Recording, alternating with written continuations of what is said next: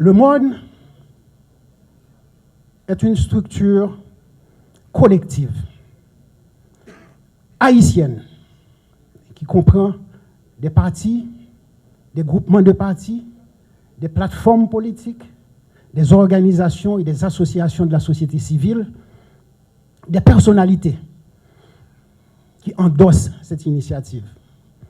Parce que tous, ils ont compris l'urgence de l'heure, mais aussi le besoin, les cris, les peurs de notre population. Vous savez, la politique, c'est une science magnifique. C'est un art. Et cet art des sciences humaines demande des gens qui ont des capacités et des stratégies pour faire face aux défis.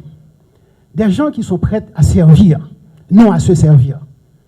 Des gens qui savent mobiliser les compétences, les personnalités qui ont des capacités, qui savent établir les liens entre les uns et les autres pour pouvoir harmoniser la société. N'ayez pas peur des autres, parce que le monde ne peut pas fonctionner en vase fermé, en vase clos. Et nous, en Haïti, lorsque j'ai entendu le comité directeur du monde me parler, ce que j'ai vu, c'est qu'il y a trop de peur, il y a trop de souffrance.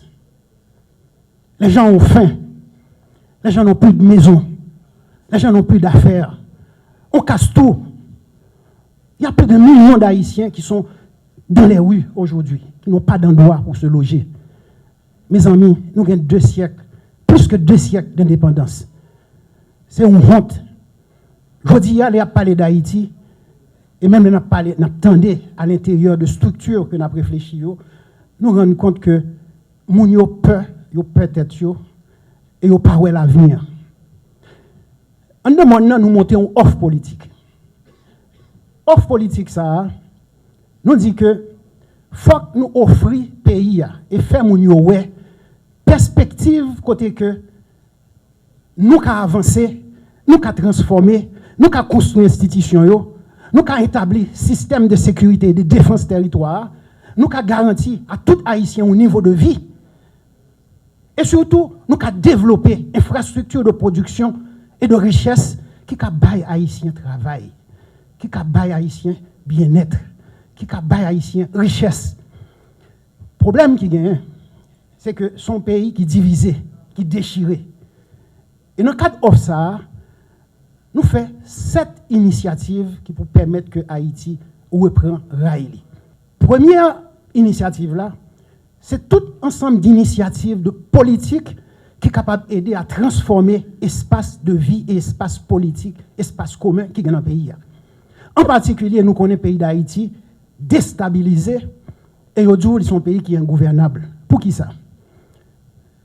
Premier facteur de déstabilisation dans la société, permettez-moi de dire nous ça, c'est acteurs politiques liés, qui t'a dû penser pour pousser la société vers l'avant, et malheureusement en Haïti, en grande partie, secteur politique nous, avec une partie dans le secteur privé pays, ils mettent le pays à l'arrêt, au contraire, ils mettent la fait back. Analyse que nous faisons révèle que il y a 3 partis politiques. Parce qu'un pays tant que d'Haïti bat record mondial de nombre de partis politiques.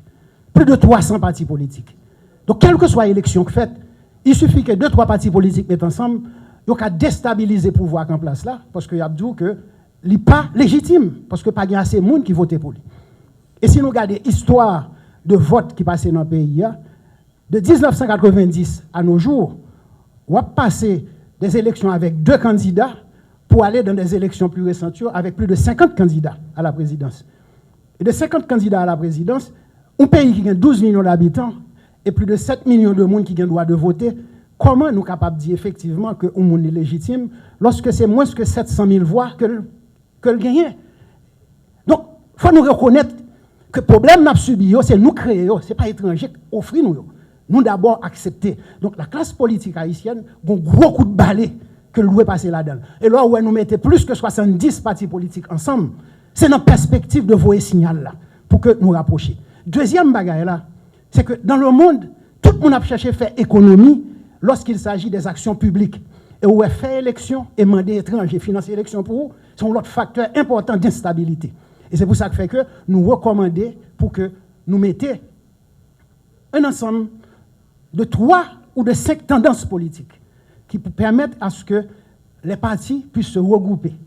De sorte que, ou pas bien élection avec une multitude de candidats encore à tous les postes, ou bien une élection avec 3 ou 5 candidats à la présidence. Et s'il y a des candidats indépendants qui veulent participer, en ce moment-là, la loi électorale qu'a mis en place là, et qu'a financée par les Haïtiens, a mis des factures là suffisamment salées pour désinciter les gens à gagner. Parce que si c'est gagner, pas faire crime. Donc, si c'est gagner, pas faire crime, ce n'est pas dans la politique pour nous venir faire pisser gagner. Donc, nous évitons, les Haïtiens et la classe politique là, à réfléchir très vite. Parce que, tout attaque à barrer nous. Maintenant, si nous ne pas mettons stabilité dans tête de l'État, nous ne pas mettons hiérarchie de pouvoir, tout, pour avoir un problème. Un président assassiné là, nous remarquons toute bouillie vide qu'a fait. Parce que pas une hiérarchie qui est établie d'emblée dans nos institutions qui pour permettre que l'État ne meure et l'État ne dort jamais. Pour que l'État ne dort et ne meure jamais, il faut une hiérarchie. Le président est absent, il y a un premier ministre qui le remplace. À la suite du premier ministre qui n'est pas là, on remplace par une tierce personne.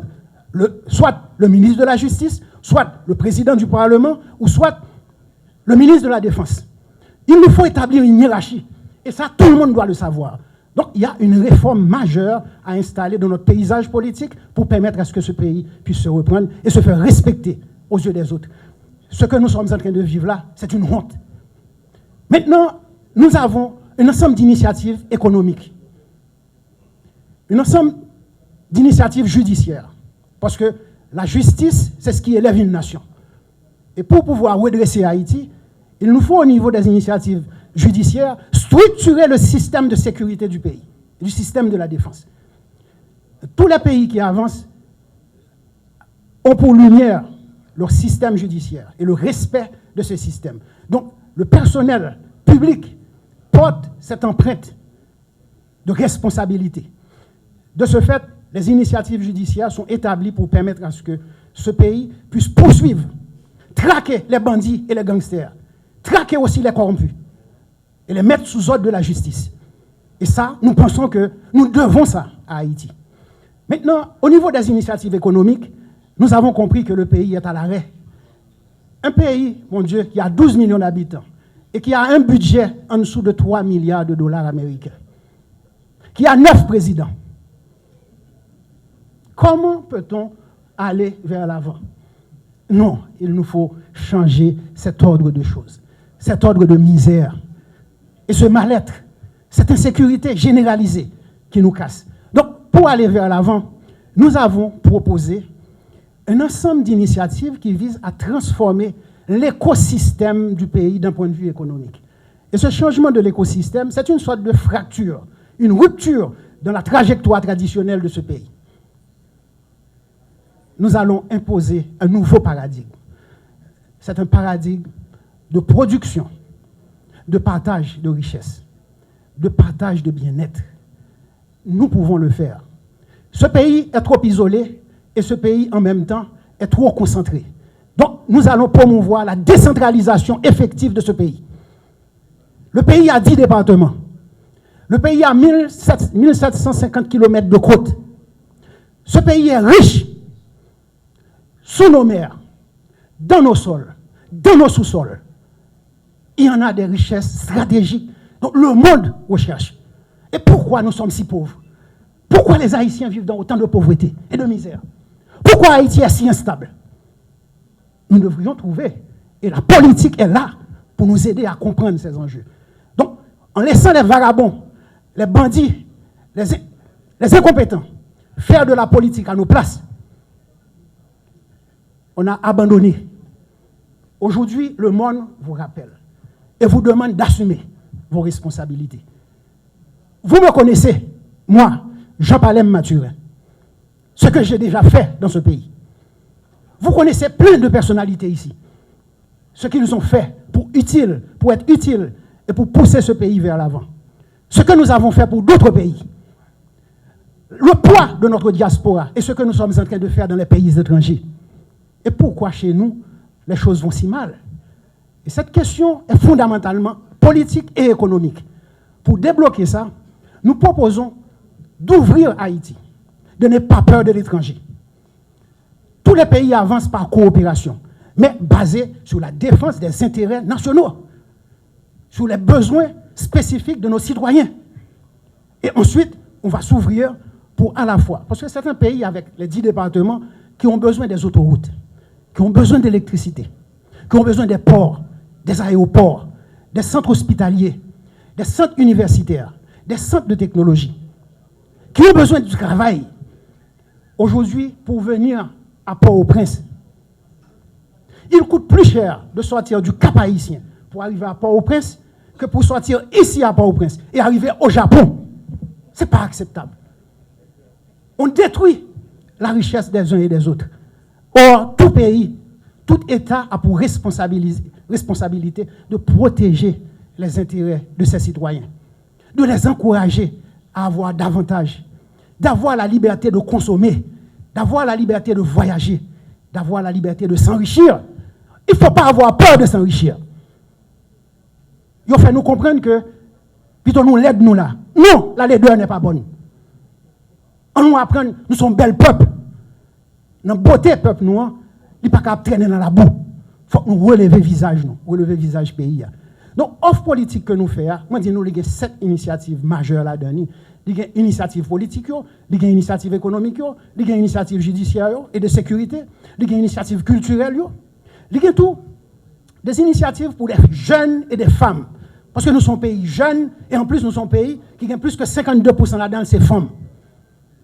Aucune politique dans le pays n'a pas mis 2 catégories ça au devant. Or, c'est force motrice sur laquelle le pays doit se redresser. Donc, nous mettons ça devant. Et nous avons une initiative diplomatique. Nous ne pouvons pas isoler tête nous comme ça. Nous ne pouvons pas quitter maltraiter les Haïtiens comme ça. Et ça, encore une fois, c'est des actions de politique publique, c'est paroles autorité qui représentent le pays, qui convainc tout le monde que Haïtien doit à la fierté. Parce que nous sommes un peuple qui est fier. Haïtien doit à la dignité. Haïti, Haïtien doit à la liberté. Et c'est nous qui montrons le monde. Ça veut dire la liberté. Nos ancêtres ont sacrifié leur vie et leur existence pour nous donner ce pays. Et c'est un pays qui est placé dans une position géographique, mon Dieu, qui est unique. Nous sommes à milieu entre les 2 Amériques. Le temps peut nous faire défaut. Mais laissez-moi vous dire qu'avec le monde, on va provoquer l'arrivée de ce nouveau paradigme. Et dans ce nouveau paradigme, il n'y a pas d'exclusion. Il n'y a pas non plus de misère. Il n'y a pas de place pour la misère. Il y a de la place pour tout le monde. Parce que là où l'on parle de salaire, les salaires minimums, les voyages d'aventure et de plaisir sont très recherchés. Mais les voyages pour aller chercher un emploi, pour aller chercher des soins de santé, un pays au XXIe siècle qui ne peuvent pas offrir à ses ressortissants du travail dans la dignité, du bon salaire, des soins de santé, de la bonne éducation, ça fait fuir. Et l'exemple, nous voyons combien d'Haïtiens qui sont en train de se faire humilier, ça et là. Maintenant, le monde dit, il nous faut arrêter ce parcours et il nous faut ouvrir d'autres parcours sur le pays. Il faut qu'on invite maintenant les Haïtiens. Inviter les Haïtiens, qu'ils soient dans la diaspora ou au niveau national, que ce pays leur appartient. Et que ce pays, disons-nous-le, ce n'est pas un pays pauvre comme on nous fait croire. Compte tenu de ce que nous disposons comme information, compte tenu de ce que nous savons par expérience, et compte tenu de la détermination des Haïtiens d'ici et de la diaspora pour refaire et mettre Haïti en première ligne, je crois que l'avenir qui s'ouvre devant nous, c'est un avenir de responsabilité. Donc nous, au monde, nous voulons assumer et prendre nos responsabilités. Nous invitons les Haïtiens à prendre cette responsabilité avec nous. Haïti a besoin de nous tous. Et il y a de la place, de l'opportunité et de la richesse pour nous tous. Ceux qui ont des moyens dans le pays, notre classe, secteur privé, Je crois que très souvent, vous avez peur. Vous avez cherché des solutions de facilité, mais ce sont des solutions qui ont compliqué l'avancement et le progrès du pays. Nous vous invitons à vous engager pour le bien. Parce que comprenez que ceux qui ont des positions installées, ça s'appelle en économie industrielle, le contrôle des barrières à l'entrée. Vous êtes aux barrières du pays. En Haïti, on dit ça devant le devant net. Ça veut dire que vous avez les bases déjà installées. Quelle que soit la modification positive qui se passe dans le pays, vous serez les premiers bénéficiaires. Nous allons ouvrir. Les Haïtiens, les étrangers vont arriver. Mais vous êtes déjà là.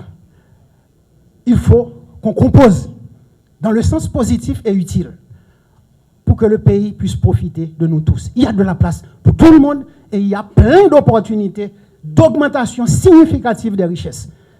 Qu'est-ce qu'on est en train de faire? On est en train de perdre du temps ou on est en train d'investir? Je crois que vous tous ici, vous investissez dans l'avenir de vos familles, dans l'avenir de vos enfants, dans l'avenir de vos entreprises.